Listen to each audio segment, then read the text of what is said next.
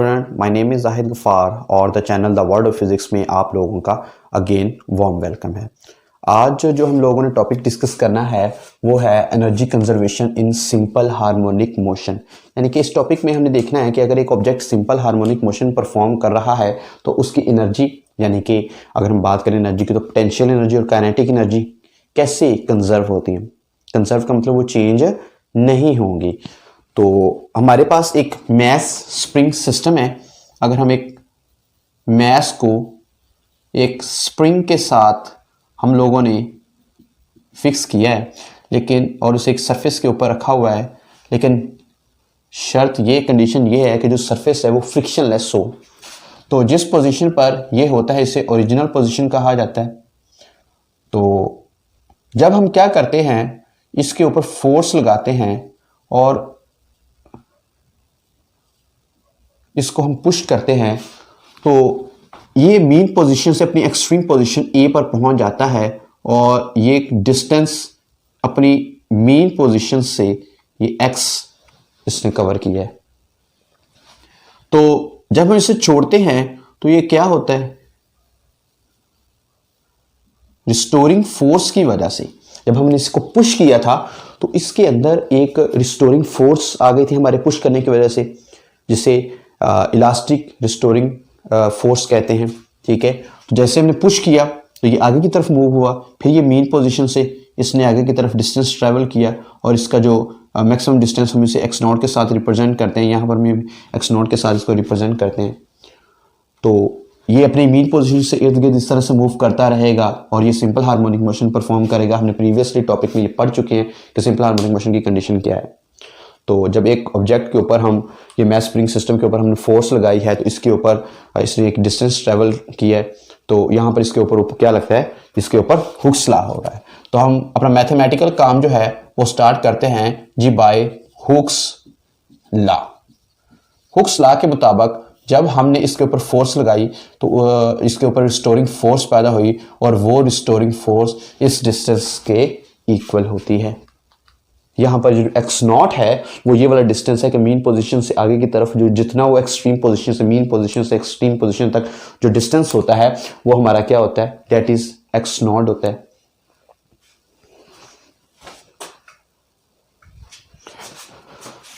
वो क्या होता है, वो एक्स नॉट होता है।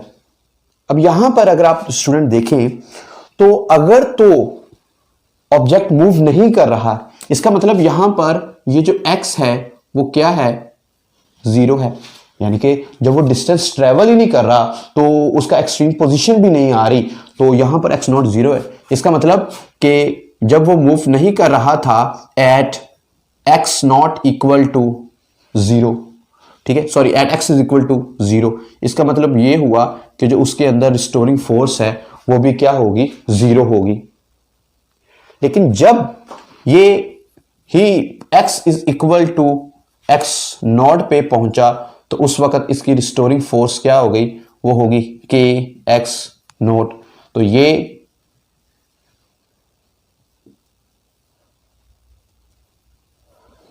हमारा मेन फार्मूला था। अब यहां पर दो फोर्सेस आ गई हैं, हम इसका एवरेज लेते हैं। अगर हम एवरेज इसकी फोर्स लेते हैं और उसे हम एफ से रिप्रेजेंट करते हैं तो जीरो प्लस ये हो जाएगा के एक्स नॉट ओवर टू, क्योंकि एवरेज होता है कि जितनी आपके पास टर्म्स है उनको ऐड करो और जितनी आपने टर्म्स ली हैं उसी पे डिवाइड कर दो।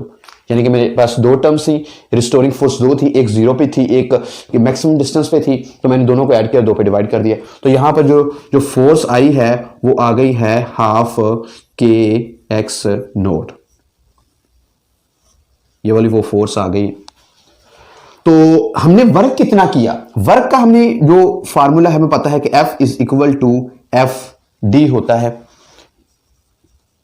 वर्क जो होता है वो एफ डी होता है। यहां पर ये जो F है ये वो restoring force, average restoring force थी, और यहां पे जो डिस्टेंस है वो डिस्टेंस है जो एक मैस स्प्रिंग सिस्टम, एक बॉडी ने अपनी मीन पोजीशन से एक्सट्रीम पोजीशन की तरफ लेके गया।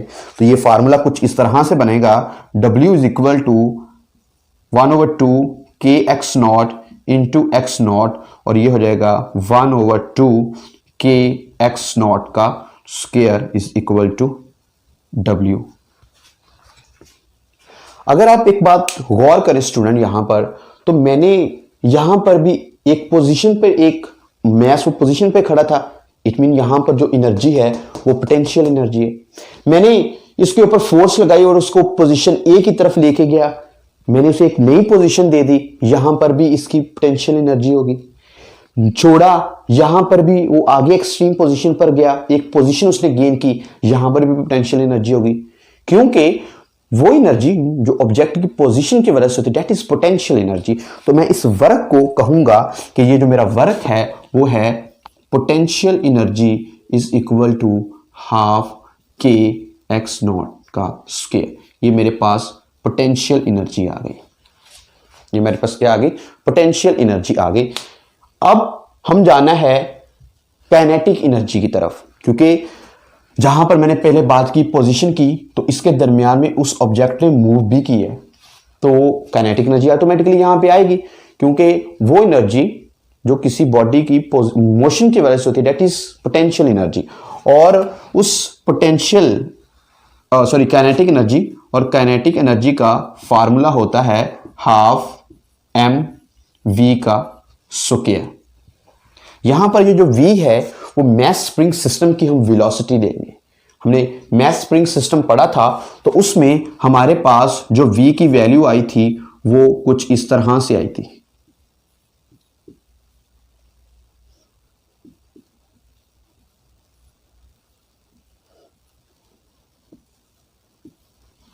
ये हमारे पास इसकी वैल्यू आई थी x minus x over x not का स्क्वायर। अब अगर मैं इसके ऊपर स्क्वायर लूंगा, इसके ऊपर स्क्वायर लूंगा v का स्क्वायर, तो ये हो जाएगा x नॉट का स्क्वायर इंटू के over m into 1 minus x का स्क्वायर ओवर x नॉट का स्क्वायर। अब इसकी ये जो वैल्यू आई है ये वाली, इस वैल्यू को आप इसमें फार्मूले में पुट करें तो काइनेटिक एनर्जी आ जाएगा हाफ एम एक्स नॉट का स्क्वायर के ओवर एम 1 माइनस एक्स का स्क्वायर ओवर एक्स नॉट का स्क्वायर। ये काइनेटिक एनर्जी आ गई है जी उस ऑब्जेक्ट की। ये जो ऑब्जेक्ट मूव कर रहा था, ये वाला जो ऑब्जेक्ट था वो क्या कर रहा था, मूव कर रहा था। तो टोटल एनर्जी जो है, जिसको हमने कहा जी कि एनर्जी कंजर्व हो रही है, तो टोटल एनर्जी फिर कंजर्व हो रही है। हम टोटल एनर्जी के बारे में अगर बात करें कि टोटल एनर्जी क्या होगी, तो टोटल जो एनर्जी होती है स्टूडेंट, वो होती है potential energy plus kinetic energy. दोनों एनर्जीज का जो सम होता है वो इक्वल टू होता है पोटेंशियल एनर्जी का और टोटल एनर्जी का। तो पोटेंशियल एनर्जी मेरे पास है हाफ के एक्स नॉट का स्क्वायर प्लस, अगर स्टूडेंट यहां पर देखें तो ये वाला जो m है इस m के साथ कट हो गया, तो ये हो गया हाफ के एक्स नॉट का स्क्वायर इंटू 1 माइनस एक्स का स्क्वायर ओवर एक्स नॉट का स्क्वायर। आप इसको अंदर मल्टीप्लाई करें तो ये हो जाएगा हाफ के एक्स नॉट का स्क्वायर प्लस हाफ के एक्स नॉट का स्क्वायर माइनस हाफ के एक्स नॉट का स्क्वायर डॉट एक्स का स्क्वायर ओवर एक्स नॉट का स्क्वायर। अब यहां पर ये जो एक्स नॉट का स्क्वायर है इस एक्स नॉट के स्क्वायर के साथ कट गया, बाकी रह गया हाफ के एक्स नॉट का स्क्वायर प्लस हाफ के एक्स नॉट का स्क्वायर माइनस हाफ के एक्स का स्क्वायर। अब जो है ना इसकी ग्राफिकल एक्सप्लेनेशन आ गया जी कि ग्राफिकल एक्सप्लेनेशन में किस तरह से जो एनर्जी कंजर्व रहती है। तो यहां पर मैंने एक ग्राफ ड्रॉ किया है जिसमें काइनेटिक एनर्जी क्या है, इसका ग्राफ ये सॉलिड लाइन में मैंने रिप्रेजेंट किया है और पोटेंशियल एनर्जी का ग्राफ मैंने डॉटेड लाइन के साथ रिप्रेजेंट किया है। तो अगर हम इस पोजीशन पर देखें तो इस पोजीशन पर पोटेंशियल एनर्जी क्या है, मैक्सिमम यानी कि एक्सट्रीम पोजीशन पर अगर हम एक्सट्रीम पोजीशन की तरफ देखें तो हमारा जो पोटेंशियल एनर्जी वो मैक्सिमम है। क्यों मैक्सिमम है? क्योंकि यहां पर जो इसने एक पोजीशन गेन कर ली है, जैसे ही हम इसको क्या करते हैं, इसको छोड़ते हैं, इसके ऊपर फोर्स हटाते हैं तो ये मूव करना शुरू कर देता है। जैसे ये मूव करना शुरू कर देता है, पोटेंशियल एनर्जी क्या होना शुरू होती है, डिक्रीज होना शुरू हो जाती है। जैसे ये एक्सट्रीम पोजीशन पर पहुंचता है, सॉरी मीन पोजीशन की तरफ पहुंचता है, तो क्या होता है कि डिस्टेंस जीरो हो जाता है। डिस्टेंस जीरो होने की वजह से जो पोटेंशियल एनर्जी है वो जीरो हो जाती है, तो ये इसकी पोटेंशियल एनर्जी का ग्राफ नीचे आ जाएगा। फिर ये आगे की तरफ अपनी मेन पोजीशन की तरफ जाना शुरू कर देगा, फिर इसकी पोटेंशियल एनर्जी क्या होना शुरू हो जाएगी, डिक्रीज इंक्रीज होना शुरू हो जाएगी। अगर हम दूसरे एंड पे देखें तो काइनेटिक एनर्जी, तो जैसे ही पोटेंशियल एनर्जी डिक्रीज होना शुरू होती है, काइनेटिक एनर्जी इंक्रीज होना शुरू हो जाती है। क्यों होना शुरू हो जाती है? क्योंकि यहां पर जो काइनेटिक एनर्जी होती है वो पोटेंशियल एनर्जी काइनेटिक एनर्जी में कन्वर्ट हो रही होती है।